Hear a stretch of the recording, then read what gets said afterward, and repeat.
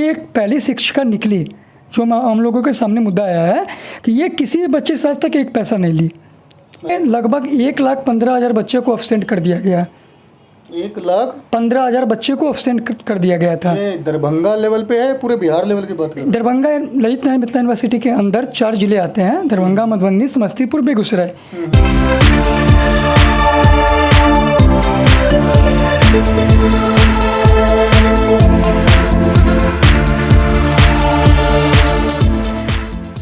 नमस्कार, आप देख रहे हैं तहकीकात न्यूज़ 24/7 और मैं हूं आपका दोस्त और होस्ट अंबुजा।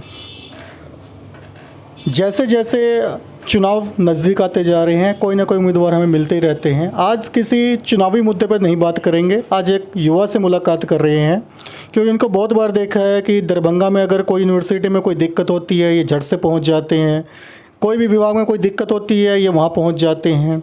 तो इनके आचार विचार क्या हैं और क्या करना चाहते हैं, इतना विद्यार्थियों के साथ इनका प्यार इतना क्यों है, तो इनसे मुलाकात करेंगे। नमस्कार सर।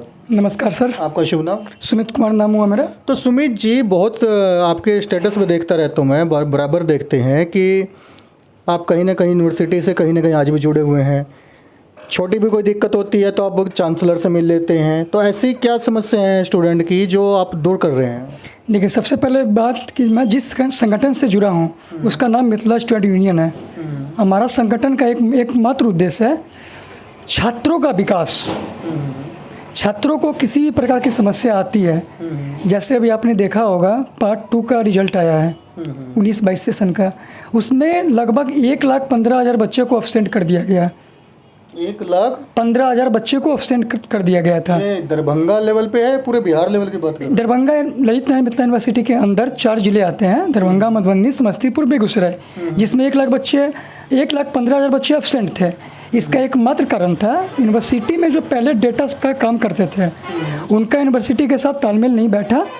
बीसी साहब अपना जेब गर्म करने के लिए उनका पेमेंट कुछ था जो करोड़ों में है, वो ड्यूज रख के नए डाटा सेंटर को बैठा दिए। उसको डाटा का अनुभव है नहीं, मुझे रिजल्ट कैसे तैयार करना है, इस सब कारण से बच्चे के रिजल्ट में गड़बड़ी आई है, जिससे बच्चे काफ़ी परेशान है। कहीं ना कहीं मैनेजमेंट की वहाँ दिक्कत थी, बहुत बड़ी दिक्कत है। वहाँ जो बीसी है, रजिस्ट्रार है, अपना जेब गर्म करना जानते हैं। वो नया डाटा सेंटर लखनऊ से उठा के ले आए हैं, उनको पता ही नहीं है कि काम कैसे करना है। बच्चे का डेटा यूनिवर्सिटी के पास है ही नहीं।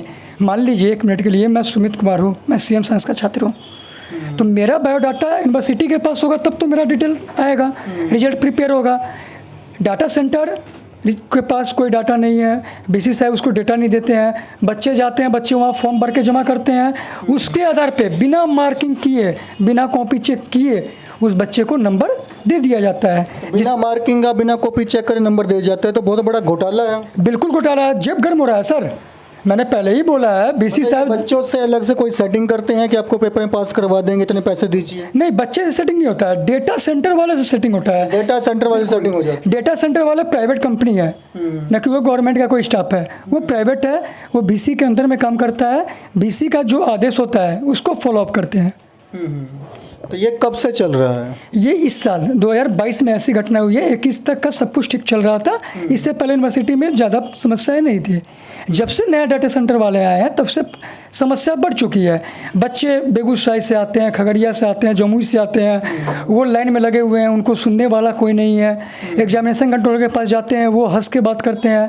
बच्चा बार बार जिरोक्स करके, मेरे सामने में लगभग 1700 बच्चे ऐसे हैं जिनका डेटा मेरे पास है। वो बच्चे 10 बार आवेदन दिए हैं, प्रिंट आउट में पैसा लगता है, उनके रिजल्ट पे कोई काम नहीं किया जा रहा है।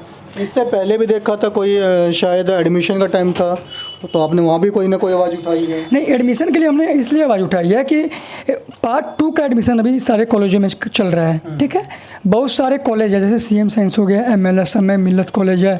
उस सब कॉलेज में क्या है कि पार्ट 1 आपका क्लियर होगा तब जाके पार्ट 2 का एडमिशन आप ले सकते हैं। लेकिन यूनिवर्सिटी तो पार्ट 1 का रिजल्ट जारी किया नहीं, बच्चे परेशान हो रहे थे, इसलिए हमने कंट्रोलर से मिला, कंट्रोलर ने लिखित आवेदन दिया, उसके तहत बच्चे का एडमिशन हुआ। तो जैसे भी आप लोगों से मिल जाते हैं, बड़े बड़े अधिकारियों से मिल लेते हैं यूनिवर्सिटी में, तो इनके अधिकारियों से मिलने के बाद क्या लगता है कि आपके जो मामले होते हैं वो कहीं ना कहीं शॉर्ट आउट हो रहे हैं? देखिए, मिथिला स्टूडेंट यूनियन एक ऐसी संगठन है जो छात्रों के लिए हमेशा तत्पर रहती है। और हम लोग जिस मुद्दा को लेके चलते हैं, जैसे मान लीजिए 100 मुद्दा हम लोग उठाएंगे तो 99 पे हमारी जीत होती है। वो आप पता चल कर सकते हैं, किसी भी भूतपूर्व चैनल के माध्यम से आप पता कर ले एक बार कि मिथिला स्टूडेंट यूनियन जितने भी मुद्दे पे काम किया है 99% मुद्दे पे विजय हुई है। अभी हम लोग का GD कॉलेज जयनगर का मुद्दा था, वहाँ हमारे दो सेनानी अनशन पे बैठे हुए थे, वहाँ घोटाला हो रहा था पार्ट 1 के एडमिशन में।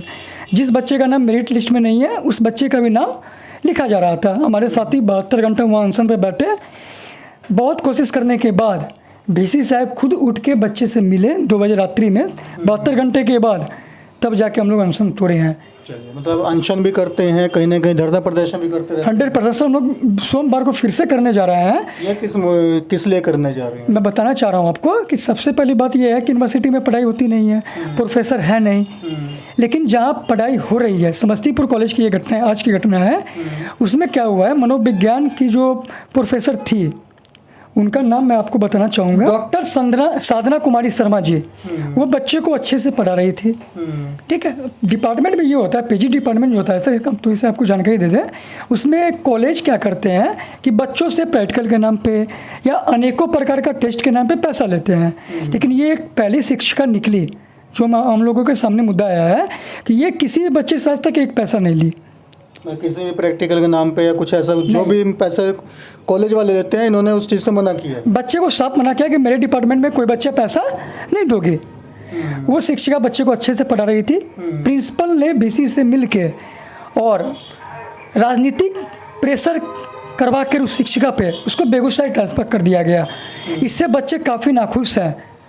आज लगभग 40-45 बच्चे समस्तीपुर से आए थे, मैंने VC से मिला, रजिस्ट्रार से मिला, सबको लिखित आवेदन दिया, मुझे फॉरवर्डिंग भी मिला है और हम लोगों ने 72 घंटा का समय दिया है क्योंकि कल चेयर रूम का बंद है, उसके बाद संडे पर रहा है।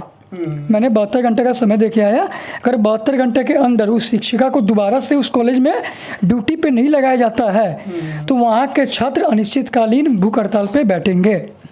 अब भूख हड़ताल बैठ जाएंगे तो भूख हड़ताल टूटेगी कब, ये भी बताएं। जब तक लिखित आश्वासन नहीं मिलेगा और उस शिक्षिका को दोबारा से समस्तीपुर कॉलेज में पढ़ाने के लिए आना ही पड़ेगा। चलिए, बहुत अच्छी बात है कि आप स्टूडेंट का भी साथ देते हैं, परंतु कोई ईमानदार अगर शिक्षक या शिक्षिका है, आप उसके लिए भूख हड़ताल कर रहे हैं तो कहीं ना कहीं समाज में आपके लिए एक अच्छा मैसेज जाता है। अब वो शिक्षिका क्या होगा, क्या इनको भूख हड़ताल करना पड़ेगा या भूख हड़ताल करने के बाद क्या उन शिक्षिका को दोबारा नियुक्त किया जाएगा? जानने के लिए देखते रहें न्यूज़ तहकीकात।